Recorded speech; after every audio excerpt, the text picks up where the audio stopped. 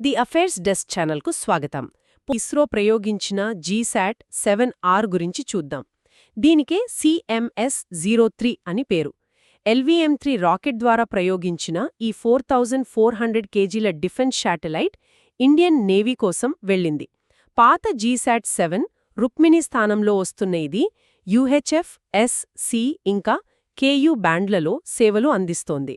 అవును, ఇక్కడొక విషయం ఏంగంటే సముద్రంలో వాతావరణం ఎప్పుడూ ఒకేలా ఉండదు కదా. భారీ తుఫాన్లు ఉన్నప్పుడు సాధారణ సిగ్నల్స్ పనిచేయవు.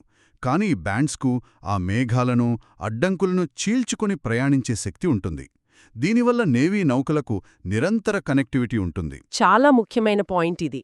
కనెక్టివిటీ అనగానే బ్లూబర్డ్ బ్లాక్ 2 గురించి కూడా చెప్పుకోవాలి.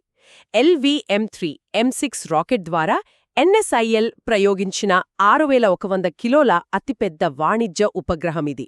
ఇది నేరుగా మన స్మార్ట్ ఫోన్లకే అంటే డైరెక్ట్ టు మొబైల్ సిగ్నల్స్ ఇస్తుంది. అవును, టెలికాం రంగంలో ఇది చాలా పెద్ద మార్పు. అలాగే భూమిని పరిశీలించడానికి నాసా మరియు ఇస్రో సంయుక్తంగా తీసుకొస్తున్న నిసార్ ఉపగ్రహం కూడా చాలా ప్రతిష్టాత్మకమైనది.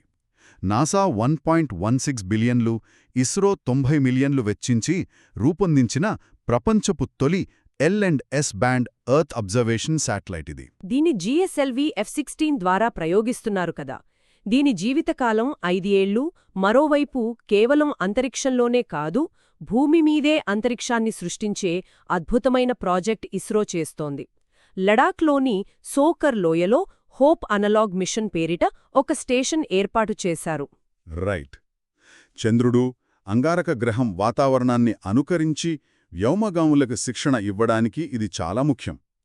స్పేస్ అబ్జర్వేషన్ గురించి మాట్లాడుతున్నాం కాబట్టి 2015లో PSLV C-30 ద్వారా ప్రయోగించిన ఆస్ట్రోసాట్ 10 సంవత్సరాలు పూర్తి చేసుకున్న విషయం కూడా గుర్తు చేసుకోవాలి. అవును, ఇది ఎక్స్రే మరియు యూవీ కిరణాలను లోతుగా అధ్యయనం చేస్తూ వస్తోంది. 500 లైక్స్ టార్గెట్ పూర్తి చేద్దాం. ఇలాంటి ఎగ్జామ్ ఓరియంటెడ్ కంటెంట్ కోసం ఇప్పుడే మన ది అఫైర్స్ డెస్క్ యూట్యూబ్ ఛానల్ని సబ్స్క్రైబ్ చేసుకోండి.